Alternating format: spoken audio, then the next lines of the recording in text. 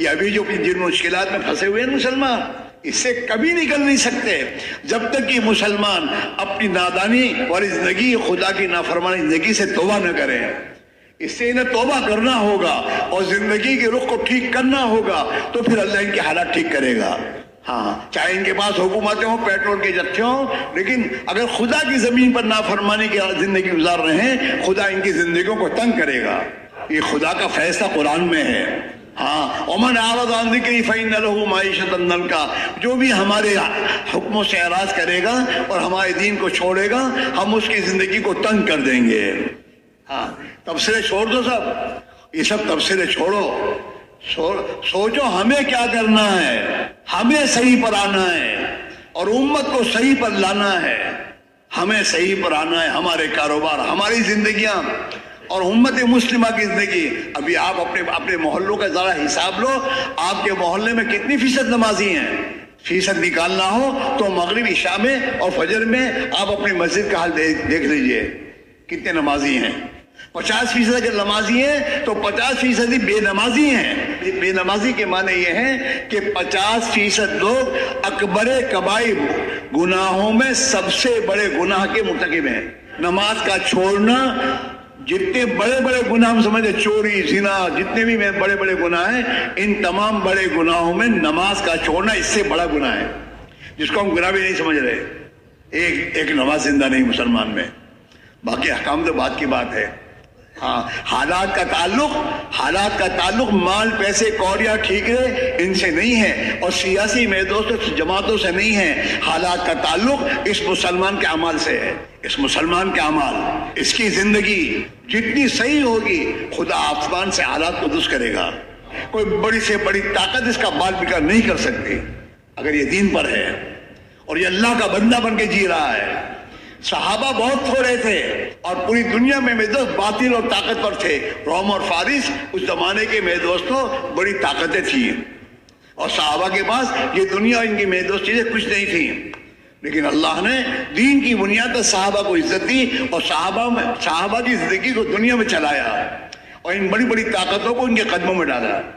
مسئلہ یہ ہے میرے دوستوں، کوئی کسی کو کچھ کہنے کی ضرورت نہیں ہے۔ ہمارے اپنے اعمال، اعمالکم اموالکم، جیسے تمہارے اعمال ہوں گے خدا ایسے حکام لائے گا، ظالم لائے گا حکام کو، بے رحم حکام کو لائیں گا، دنیا پرستوں کو لائے گا۔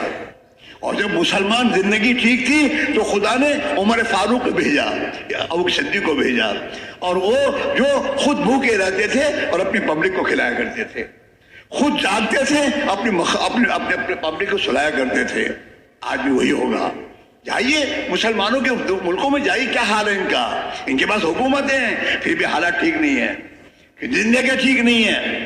اسے میرے بھائیوں، ایک محنت ہے اور اللہ نے محنت اس زمانے میں امت کے تمام طبقات میں زندہ کی ہے، اسے کہ اللہ اس امت کی ذلت کو عزت سے بدلنا چاہتا ہے۔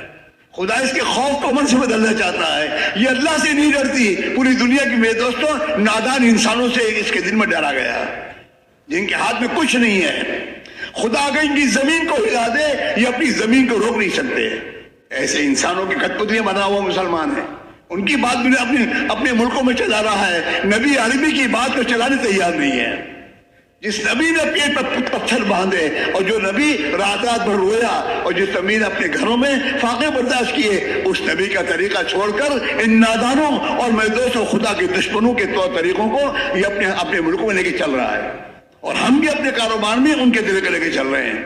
اپنی معاشرت میں ہم دشمنان اسلام کے طریقے لا رہے ہیں۔ ہماری عورتیں بے حجاب، بے پردہ گھوم رہی ہیں میرے بھائیوں۔ ہماری جوان بچیاں میرے بھائیوں، ان کی زندگی کا حال کیا ہے؟ نہ ہمارے معاملات میں دین اسلام ہے، نہ معاشرت میں دین اسلام ہے، نہ ہمارے اخلاق میں دین اسلام ہے، نہ ہماری زندگی میں میرے دوست دین اسلام ہے۔ اور پھر میرے دوست ہمیں چاہتے ہیں ہمیں عزت ملے، تو کہاں سے عزت ملے گی؟ اسلام میں سلامتی ہے۔ اگر اسلام زندگی میں آئے گا خدا سلامتی لائے گا، پھر ہمارا کوئی بال بیکا نہیں کر سکتا۔ ایمان میں امن ہے، جب ایمانی زندگی، ایمانی صفات زندگی میں ہوں گی، آسمان سے امن کے فیصلے آئیں گے۔ اس میرے بھائی میرے عزیزو، اللہ کا شکر مانو، خدا نے ہمیں ایک محنت دی ہے، اس محنت کی قدر کریں، اس محنت کو اپنی زندگی کا کام اور مقصد بنائیں اور ایک ایک مسلمان کی خوشامد کر کے اسے دین کی محنت میں لائیں۔ آج مسلمان دین کی محنت نہیں کر رہا، باقی سب محنتیں کر رہا ہے، سب چیزیں آ رہی ہیں، اس کے گھر میں دین نہیں آ رہا، دین نہیں آ رہا۔ اس لیے میرے بھائیوں، ایک محنت ہے، اس محنت کو محنت قرار دے کر اپنی ذمہ داری سمجھ کر، اور اسی میں ہماری ہر مشکل کا حل ہے، اس کے بغیر کوئی راستہ نہیں ہے۔ اس یقین کے ساتھ اس محنت کو کیا جائے۔ اسی میرے بھائیوں، اللہ کے لیے کہہ رہے ہیں، اپنی زندگی کا مقصد بنا کر اس محنت کو جیسے ہمارے بزرگوں نے دی ہے، اس محنت کو اس ترتیب پر کرتے ہوئے ایک ایک مسلمان کو اس محنت میں لانے کی کوشش کی جائے۔ اور میرے دوستوں، یہ اس سے خوش نہ ہو جائے ہاں کیا ہمارا اجتماع میں اتنے لاکھ آتے ہیں، کتنوں میں سے کتنے آ رہے ہیں؟ آپ اپنے محلے کی محنت سروے کرو گے تو آپ کو پتا چلے گا کہ ہمارے محلے میں 2%، 5% بھی دین کی محنت نہیں لگے۔ اگر ہماری مسجد سے مہینے میں 3 دن کی 10 جماعتیں جا رہی ہیں تو 10 جماعتیں جانے کے معنی ہے 100 آدمی جا رہے ہیں۔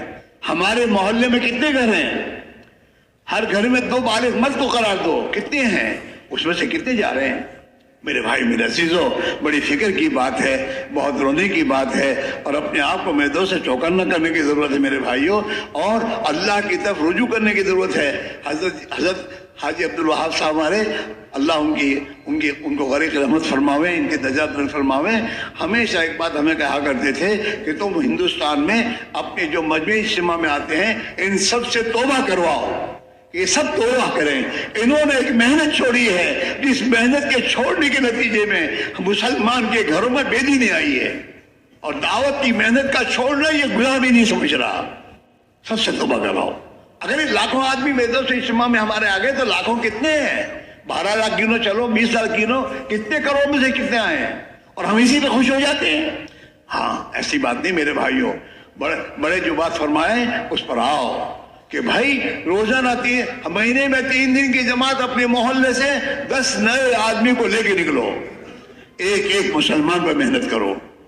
یہ ہے محنت چاہتی ہے چیز، ایسے نہیں ہو جائے گا۔ اور یہ چیز رات کو رونا چاہتی ہے، دل تو اللہ کے قبضے میں ہے۔ دن میں محنت کرنا، رات کو خدا کے سامنے رونا۔ جلدی سو جاؤ، عشاء کے بعد آپس کی مجلسیں اور گھر میں گندی میں دو چیزیں میں دوست کرنے کے بجائے عشاء کی نماز کے بعد جلدی اس لیے سو جاؤ کہ آخری رات میں اٹھنا ہے اور خدا کے سامنے رونا ہے۔ مسئلہ وہاں ہے، وہاں سے مسئلہ ہے۔ رات کی محنت کو بڑھانا، دعاؤں میں خدا کے لگنا، اور اللہ سے ایسی عاجزی کرنا اس سے رحم آ جائے۔